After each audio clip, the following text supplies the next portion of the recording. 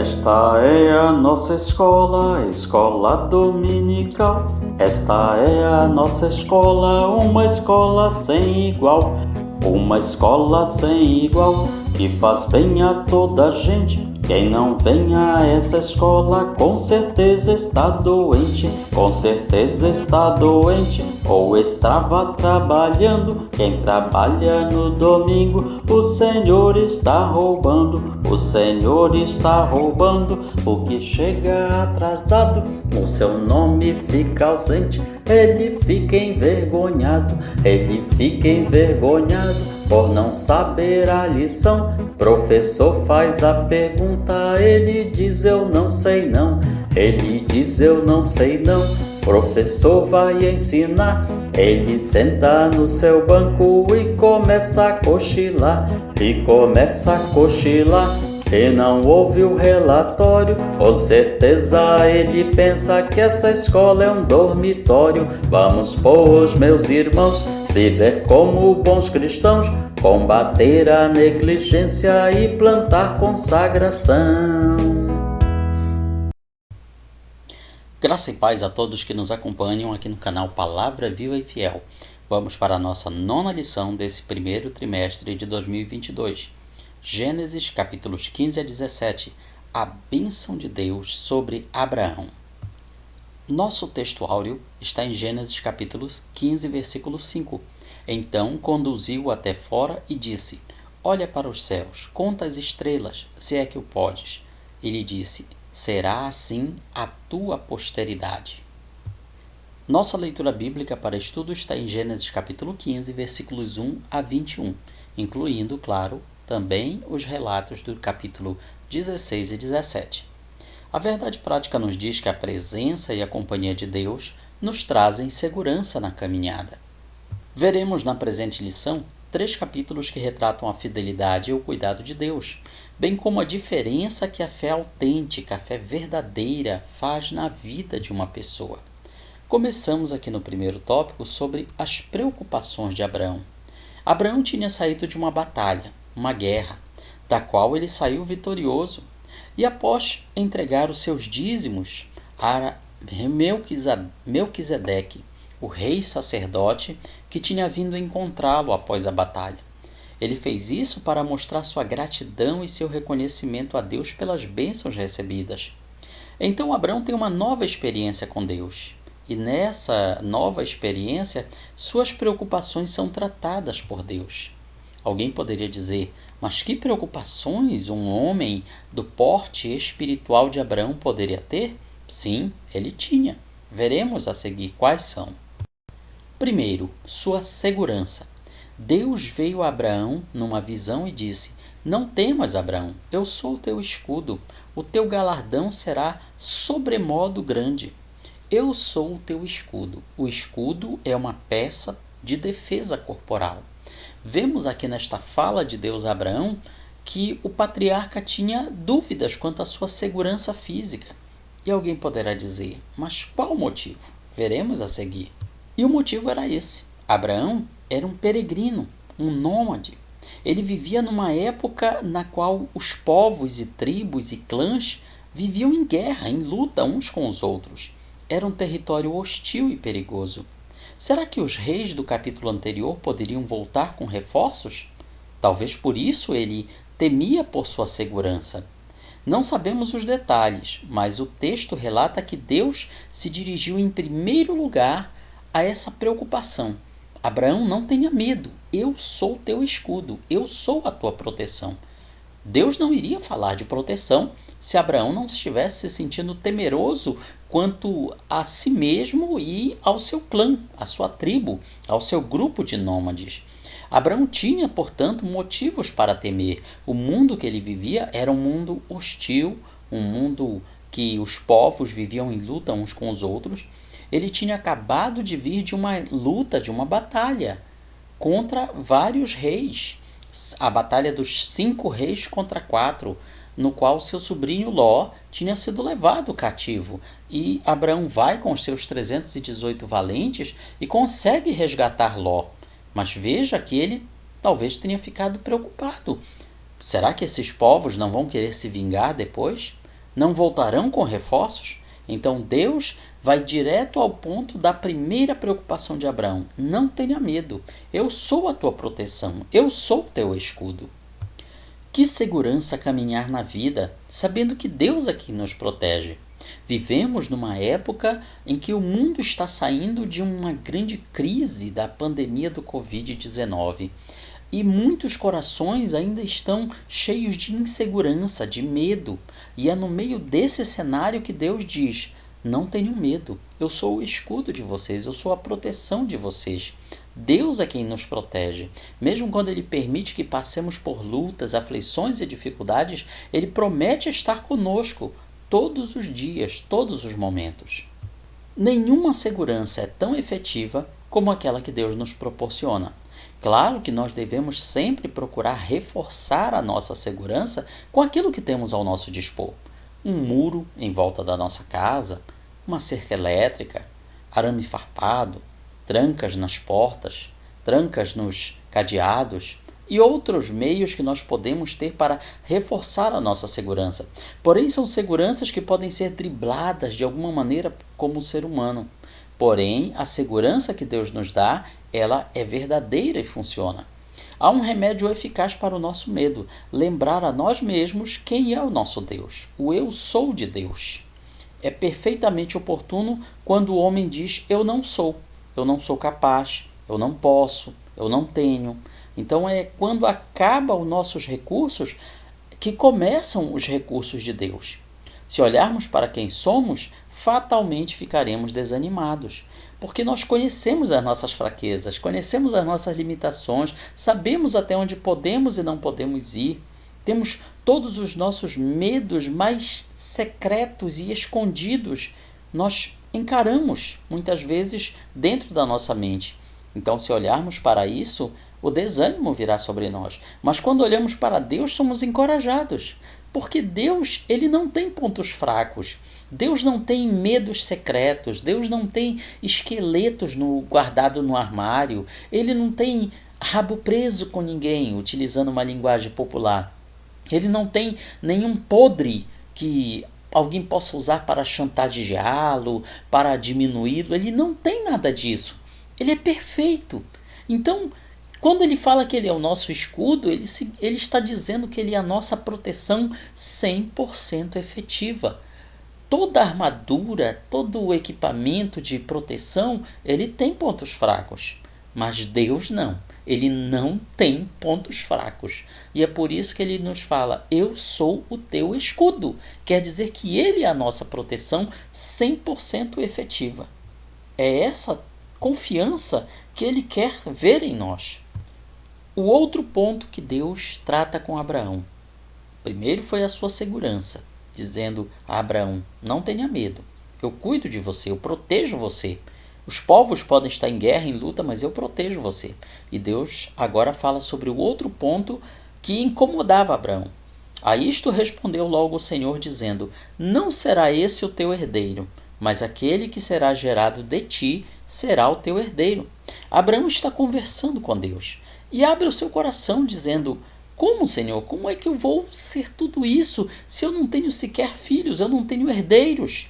E pelos costumes da época, o herdeiro de Abraão seria o seu mordomo, ou seja, o seu administrador, o seu gestor, que era um homem chamado Eliezer.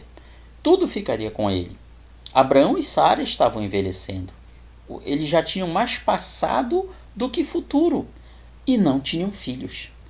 Não tinha sido coisa de 1 ano, 2 anos. Abraão já estava lá com seus 80 anos, ou talvez mais, e não tinha filhos. É como se dissesse: nada mudou desde que Deus falou comigo, desde que Deus me chamou para sair da minha terra, para peregrinar, as coisas estão do mesmo jeito. Eu não avancei em nenhum ponto. Eu não tenho filhos, eu não tenho perspectivas, eu continuo cada vez mais velho. E agora? Como fazer? Às vezes isso acontece conosco também. Parece que nada muda de positivo desde um determinado momento que Deus fala conosco. Mas é um engano nosso. Às vezes temos essa sensação, lembra o nosso comentarista. Deus falou, mas o tempo vai passando. Os dias parecem escorrer por entre os dedos e nada parece acontecer. Deus então garante a Abraão que seus descendentes seriam tantos que ninguém poderia contá-los, assim como as estrelas nos céus. Então veja que a promessa de Deus para Abraão utilizava o que ele estava vendo. As noites no Oriente Médio, elas são até hoje, nos lugares afastados das cidades, elas são muito límpidas, quase sem nuvens o céu à noite. Abraão via milhares de estrelas, o céu salpicado de estrelas, uma boa porção daquilo que hoje nós conhecemos como Via Láctea. Então Deus utiliza essa figura para que Abraão sempre lembrasse. Afinal de contas, Abraão todas as noites tinha aquele céu cheio de estrelas para ele olhar. E quando ele olhava, dali para frente ele ia lembrar: assim será a minha descendência, a minha posteridade será como as estrelas do céu. Deus, na sua infinita sabedoria, utilizou algo tremendo para reforçar a fé de Abraão. Na primeira vez, Deus usou a imagem do pó da terra, dizendo: a tua descendência será tão numerosa como o pó da terra. E agora usa a imagem das estrelas. Deus usa aquilo que é visível, que está diante dos nossos olhos, para falar do invisível, daquilo que ainda não aconteceu, e colocar em nós uma porção de fé muito maior. Quer Abraão olhasse para baixo e visse o pó da terra, quer olhasse para cima e visse as estrelas, iria lembrar-se da promessa de Deus e confiar mais, porque a nossa fé é como uma planta que precisa ser regada e adubada todos os dias. E Deus coloca algo para reforçar a nossa fé, para nos lembrar: não deixe de confiar, continue acreditando. Contra toda a esperança, contra tudo e contra todos, continue acreditando. Deus usa para Abraão a imagem do pó da terra e das estrelas. E para nós, o que ele usa? Às vezes uma pregação, às vezes um louvor, às vezes um versículo da Bíblia. Deus sempre usa algo ou alguém para estar reforçando a nossa fé, para dar em nós aquela injeção de fé que precisamos para que ela não fique enfraquecida demais. O Novo Testamento mostra que a promessa não se referia apenas a uma descendência de sangue hereditária, mas também aos que têm a mesma fé de Abraão. Claro que naquele momento ele não sabia disso. E Deus não lhe falou. Seria demais para sua cabeça entender que um dia haveria tantas pessoas no mundo que se considerariam filhos de Abraão pela fé. Isso era demais para a cabeça do patriarca. Para ele, que não tinha sequer um filho, só a perspectiva de já ter uma descendência de sangue já enchia o coração dele de alegria. Imagine se um dia ele soubesse naquela época que ele também teria uma descendência espiritual, como nós sabemos que ele tem. Através daqueles que têm a mesma fé de Abraão, haveria também uma descendência espiritual, que somos nós, cristãos. Através de Cristo Jesus, nós somos descendentes espirituais de Abraão, porque temos a mesma fé dele. A afirmação: creu ele no Senhor, Abraão creu no Senhor, isso lhe foi imputado, ou seja, lhe foi conferido para a justiça. Ele não foi justificado pelas obras, ele foi justificado pela fé. Essa afirmação é uma das mais importantes de toda a Bíblia, pois deixa claro que a fé, e não as obras, foi o meio pelo qual vieram as bênçãos na vida de Abraão. Deus já tratou a preocupação de Abraão com segurança, Deus já tratou a preocupação de Abraão com filho, com herdeiro, com a descendência, e agora ele trata outra questão. Talvez Abraão pensasse no seu coração: tudo bem, eu vou ter um filho, vou ter descendentes, mas será que eles vão ser nômades também? Assim como eu? Eles vão terminar os seus dias o tempo todo indo de um lugar para outro? Eles nunca terão um lugar para chamar de seu, um lar, um chão para dizer: esta é minha terra? Deus trabalha então essa questão, a terra de Abraão. Disse-lhe mais: eu sou o Senhor que te tirei de Ur dos Caldeus, para te dar por herança esta terra. Ur dos Caldeus era uma grande metrópole daquela época, mas que estava ligada de alguma forma a Babel, a Babilônia, a Torre de Babel. os povos que construíram Ur dos Caldeus, a chamada Mesopotâmia, eles vieram dos povos ali da Torre de Babel. Então Deus está dizendo, eu não vou te dar essa terra onde você mora. Eu vou te tirar de lá e vou te dar outra terra. Porque talvez fosse muito fácil para algumas pessoas imaginarem um dia Abraão pode ter uma descendência muito forte e essa descendência tomar conta aqui de Ur dos Caldeus, da Mesopotâmia. Isso seria, sem dúvida, um feito grandioso. Mas Deus fez algo mais ainda. Se isso acontecesse com os descendentes de Abraão, seria algo natural. Afinal de contas, era comum naquelas épocas povos que moravam na terra X assumirem a liderança daquela terra e construírem as suas cidades, seus impérios. Mas Deus disse, não vou fazer uma coisa natural, vou fazer algo sobrenatural. Eu vou tirar alguém desta terra, ele vai ser peregrino e nômade para dar por herança outra terra. A terra que Deus tinha mandado Abraão percorrer. Abraão estava como que marcando o território pelas regiões onde ele peregrinava. Pela fé, ele estava tomando posse, pois um dia seria dele. Talvez Abraão perguntasse como isso vai acontecer? E Deus não responde para Abraão, olha, vai ser dessa maneira, assim, assim. Deus dá a promessa em linhas gerais.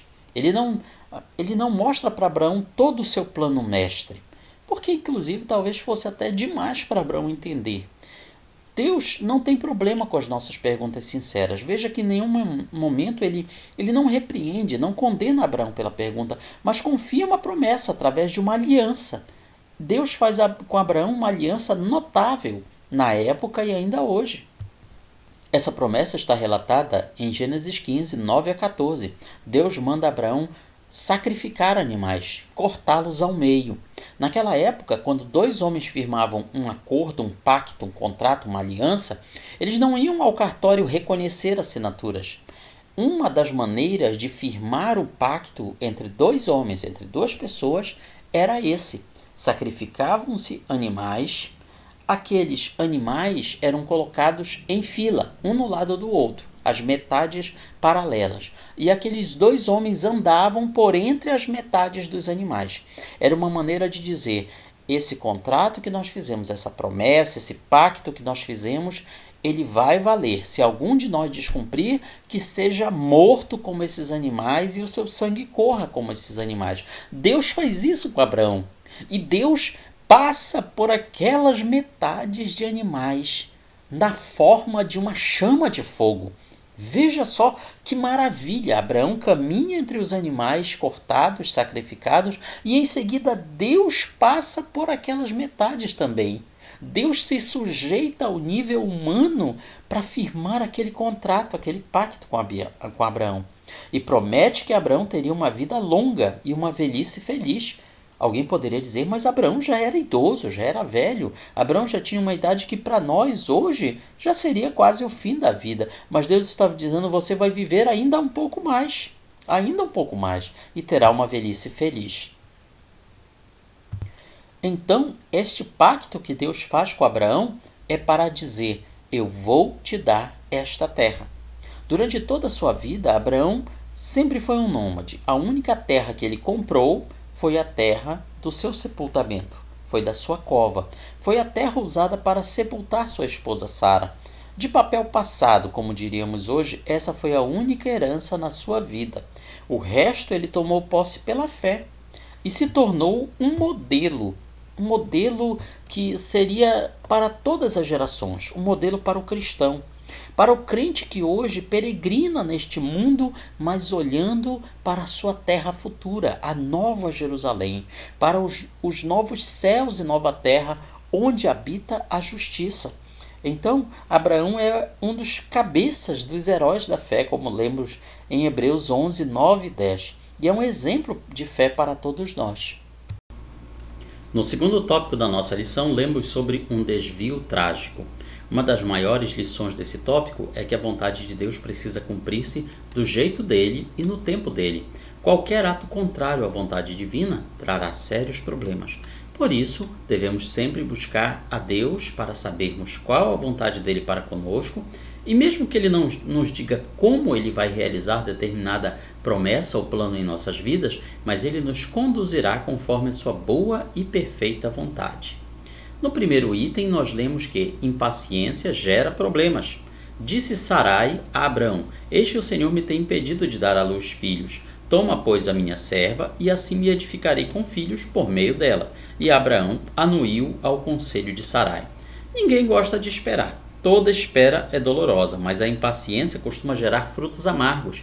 Afinal, já tinham passado 10 anos desde a chegada de Abraão a Canaã, e nada da promessa de Deus se cumprir. A promessa de um herdeiro, do qual viria uma descendência tão numerosa quanto a areia da praia, o pó da terra, as estrelas do mar. Pelo contrário, parece que tudo caminhava na direção inversa. Então, o que nos parece aqui, segundo o comentário da lição, é que o desespero tomou conta do coração de Abraão e Sara, e o resultado foi o primeiro relato de barriga de aluguel da história bíblica. Com 85 anos, Abraão ainda tinha muito a aprender. Isso nos mostra que a maturidade espiritual também exige tempo.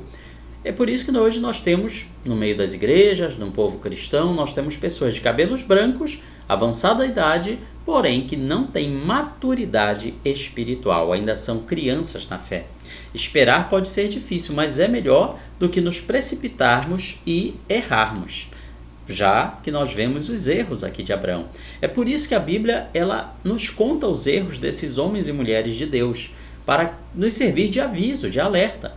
Erram os que dizem que Deus tem pressa. Deus não tem pressa. Quem tem somos nós, porque nós somos finitos no tempo. Mas Deus, como é eterno no tempo, ele não tem pressa. Seus planos não possuem remendos ou falhas. Os arranjos humanos. Aqui em Gênesis 16:3. Sarai, mulher de Abrão, tomou Agar egípcia por sua serva e deu-a por mulher a Abrão, seu marido, depois dele ter habitado por 10 anos na terra de Canaã. Veja só Sara, esposa de Abraão, tentando ajudar Deus, já que parecia que Deus não tinha feito nada para que se cumprisse a promessa. Afinal, o tempo estava contra eles. Abraão já tinha uma idade avançada, Sara também já não era nova. Então, a solução que eles encontraram foi, através da escrava egípcia Agar, gerarem um herdeiro. Uma vez que Agar era escrava, o filho que ela gerasse com Abraão pertenceria por direito a Sara. Então, de acordo com as leis humanas da época, com os costumes da época, tudo parecia estar dentro dos conformes, sem nenhuma contrariedade. Às vezes, nós queremos que Deus trabalhe a nosso favor de acordo com os nossos ditames, de acordo com as nossas regras. Mas veja que em tudo isso Deus agiu fora dos padrões e das regras humanas, para mostrar o seu poder e sua soberania. E Abraão anuiu, concordou com o conselho de Sara. Veja só. Claro que é sempre bom ouvir a esposa, mas aqui Abraão cometeu um grave erro. Na verdade, os dois erraram. Sara errou de querer ajudar a Deus, e Abraão cometeu outro erro, de concordar com aquela ideia. Deixamos às vezes de ouvir a voz de Deus para ouvirmos a voz de pessoas que, mesmo bem intencionadas, não estão em sintonia com a vontade divina. Sempre devemos procurar estar ligados na frequência de Deus para sabermos o que Ele quer para nós. Caso contrário, será sempre um erro e um perigo. Fica claro que Abraão e Sara erraram, não por descrerem na promessa, mas por tentar cumprir aquela promessa do jeito humano, por achar que eles poderiam decidir eles mesmos a forma pela qual se cumpriria. A opção de Abraão foi buscar caminhos alternativos e ajudar Deus no cumprimento da sua promessa, mas Deus não pediu isso. Deus não precisa dos nossos arranjos. Atalhos humanos geralmente custam caro. E além deles custarem caro, eles acabam nos fazendo dar mais voltas do que se nós seguíssemos o plano original de Deus. Então, acaba sendo o cumprimento da frase escrita pelo escritor C.S. Lewis, cristão, no seu livro Cristianismo Puro e Simples. O caminho mais longo acaba sendo o caminho mais curto para voltar para casa. Às vezes Deus faz isso, Ele nos faz andar pelo caminho mais longo, mas que acaba sendo o melhor para nós.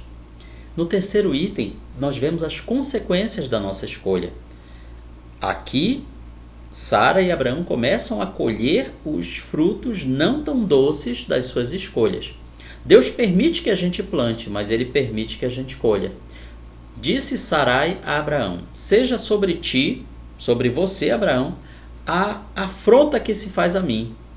Ou, na nossa linguagem, tu és culpado pela vergonha que eu estou passando. Eu te dei a minha serva para a possuíres. Ela, porém, vendo que concebeu, desprezou-me. Julgue o Senhor entre mim e ti. Ou seja, que Deus te castigue por isso. Já vimos que a decisão de Abraão e Sara não estava em harmonia com os planos de Deus, mas também não frustrou seus planos.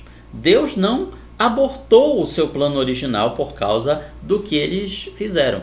Assim também Deus não aborta seus projetos por causa de nossas falhas, mas também não nos livra das dores de cabeça que colheremos por causa daquelas falhas. E o primeiro problema foi esse. Quando Agar engravida, ela passa a desprezar a sua senhora. Afinal, ela, patroa, ela não podia ter filhos, enquanto que ela, uma simples escrava, o mais baixo na escala social, podia gerar uma criança.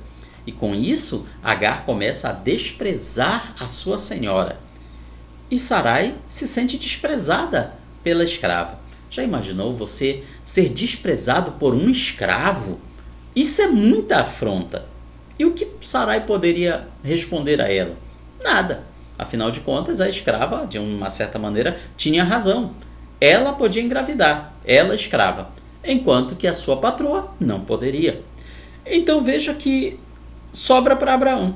Sarai joga toda a culpa no colo de Abraão, embora a iniciativa tenha partido dela.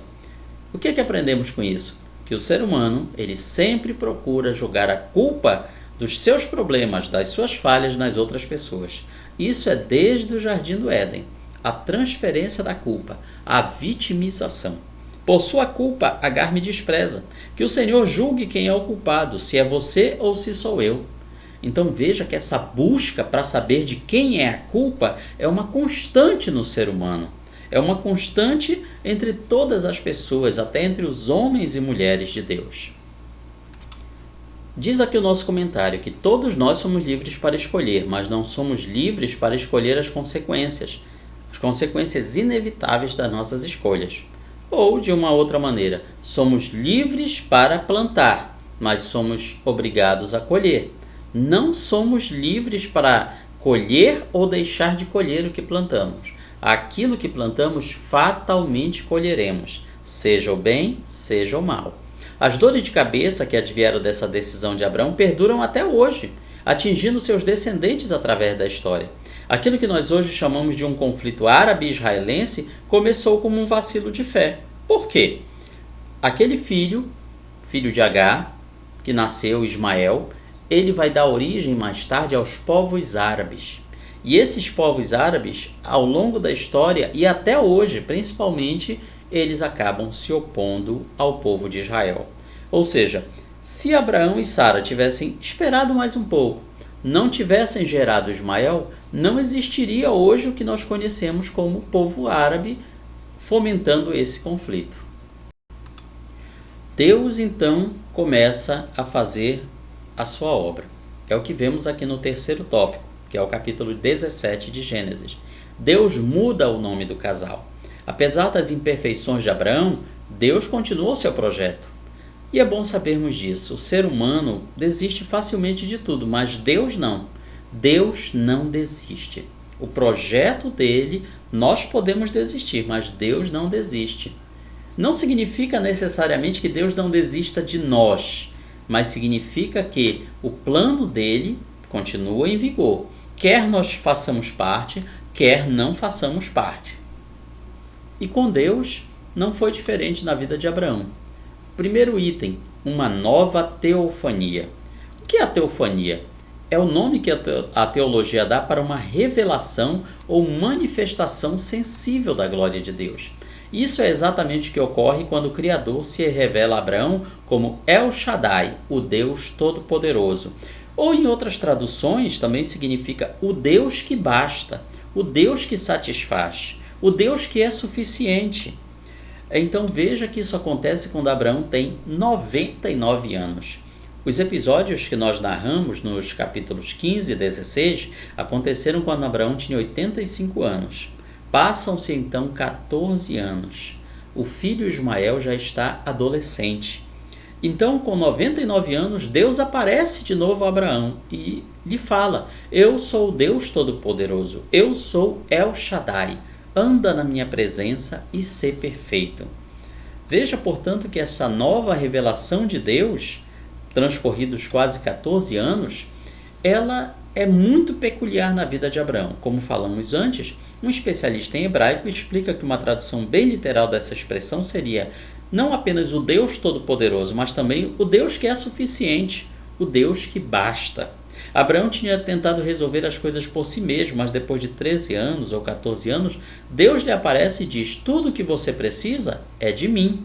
A expressão El Shaddai contrasta claramente o poder de Deus com a fraqueza humana. Deus não precisa do ser humano, mas o homem precisa de Deus. Todas as vezes que essa expressão aparece no Antigo Testamento, está associada a uma situação de desalento e fraqueza humanos. Quando as forças do homem falham, quando os recursos do homem acabam, Deus se manifesta como o El Shaddai. Vocês não têm o suficiente? Pois eu sou o suficiente, eu sou tudo o que vocês precisam.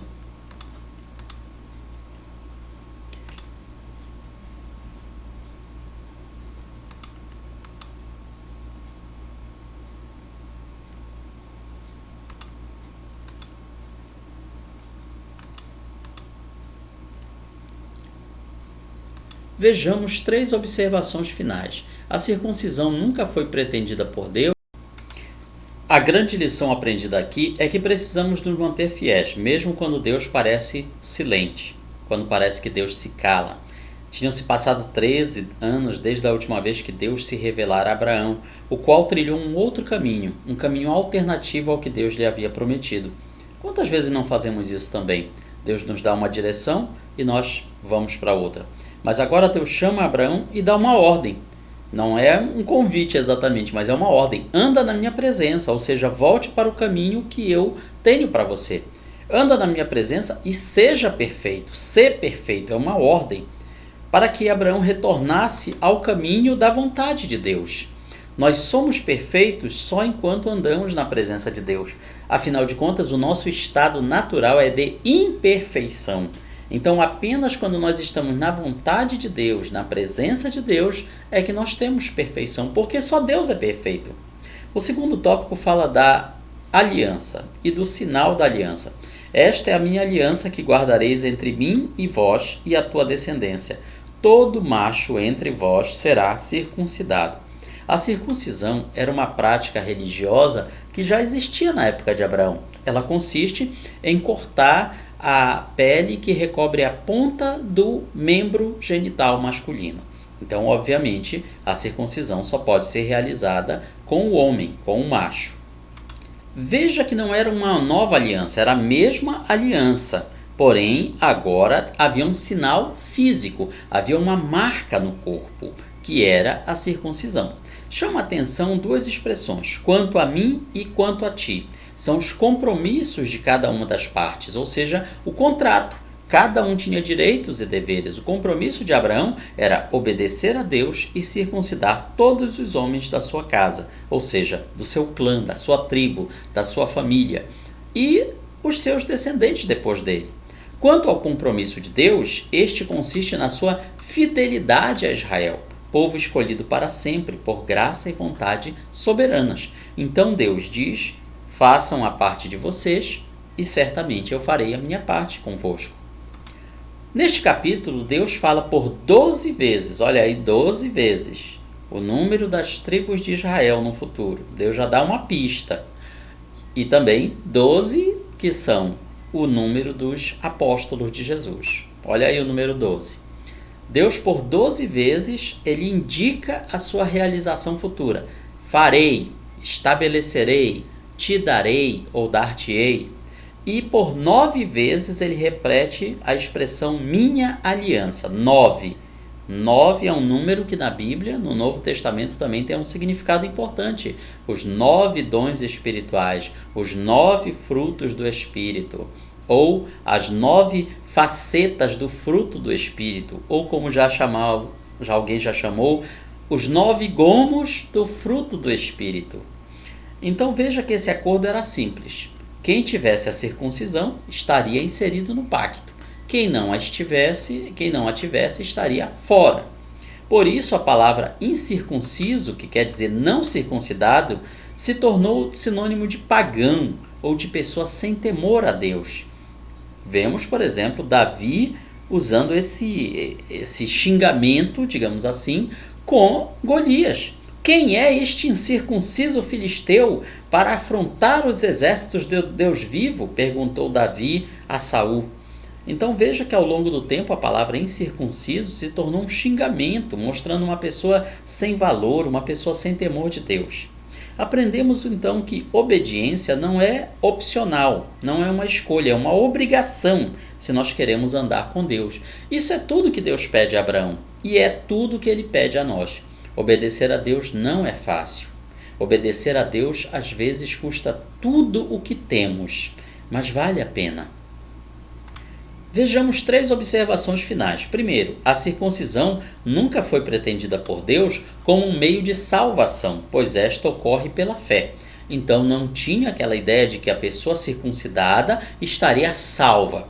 Inclusive, no judaísmo tradicional, não tinha-se a ideia de um salvador, de um resgatador, de alguém que viria pagar pelos seus pecados. A ideia era que cada pessoa pagasse pelos seus pecados.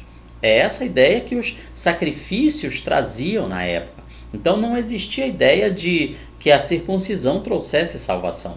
Em Cristo, a verdadeira circuncisão é aquela do coração. Romanos 2, 28 a 29. Alguém poderá dizer, mas circuncidar o coração é fácil. Afinal de contas, ninguém está vendo mesmo. Não precisa eu cortar a minha pele, não precisa eu cortar o meu corpo. Mas aí é que nós nos enganamos. A circuncisão do coração ela é tão drástica e tão dura, tão difícil de fazer quanto a circuncisão do corpo, porque ela envolve renúncia, ela envolve submeter a nossa vontade à vontade de Deus. Então não é algo simples de ser feito. Em terceiro, o selo da salvação do cristão não é uma marca no corpo, como no judaísmo, mas a presença do Espírito Santo em seu interior. E talvez isso leve alguns a pensarem novamente que é muito fácil. Afinal, ninguém está vendo se eu tenho o Espírito Santo na minha vida. Ninguém pode olhar o meu interior, só Deus é quem pode. Mas aí é outro engano nosso, porque mais cedo ou mais tarde, a ausência do Espírito Santo ficará transbordante, ficará às claras na nossa vida. Assim como a presença do Espírito Santo na nossa vida, ela acaba se tornando tão evidente, tão clara para as pessoas ao nosso redor, que não tem como negar. No terceiro item, nós lemos que chegou o tempo. A minha aliança, porém, estabelecerei com Isaque, o qual Sara te dará à luz neste mesmo tempo daqui a 1 ano. Deus aparece a Abraão não apenas como uma voz, não como uma coluna de nuvem, como uma chama de fogo, mas agora Deus aparece de forma humanoide. 3 homens vão ao encontro de Abraão e Abraão de alguma maneira reconhece que não eram homens comuns, mas era Deus vindo a ele de forma humana. Então aqueles homens sentam para comer com Abraão, conversam com ele e trazem essa promessa. Inclusive, olha só, já traz o nome da criança. Eu estabelecerei a minha aliança com Isaque, já está dando o nome da criança. E está dizendo que ele vai nascer dali a 1 ano, o qual Sara te dará à luz neste mesmo tempo. Ou seja, desse tempo aqui que está acontecendo este fato, daqui a 1 ano você vai estar com seu filho no colo. Então Deus garante de novo naquele encontro o cumprimento da promessa, mudando o nome de Abraão. Você não vai mais dizer que o seu nome é Abrão, que é pai elevado, pai das alturas, mas é Abraão, pai de multidões. Uma pequena letra no nosso idioma, mas que tem um grande significado na língua materna de Abraão. Ele agora está com 99 anos, já se passaram 24 anos desde que ele tinha recebido a promessa. Quase 2 décadas e meia. Os corpos do patriarca e sua esposa já estavam amortecidos pela idade. Abraão já estava com a idade que muitos de nós já estamos mortos. mas tinha chegado o tempo de Deus. Aprendemos então que o tempo de Deus não tem nada a ver com o nosso tempo. O relógio de Deus é diferente do nosso relógio.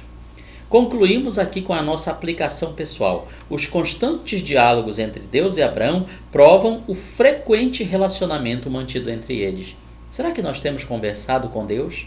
Temos falado com Deus? Temos tirado tempo para conversar com Deus?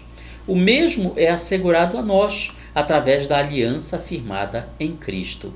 Então, assim como Abraão recebeu tantas bênçãos apesar das suas falhas, nós também, apesar de tão cheios de falhas e fraquezas, podemos também ser abençoados em nossa vida, em nossa família, em nossa descendência, se tivermos esta fé e esta obediência que vemos em Abraão.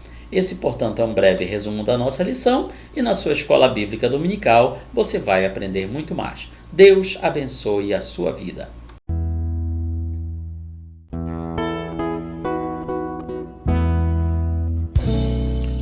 Findou-se o tempo de estudo da escola dominical.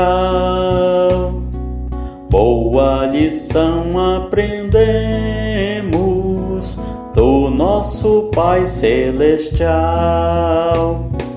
Despede-nos, Jesus Cristo, em tua paz e amor, e nos concede para sempre o teu celeste favor. Aos visitantes e amigos agradecemos também.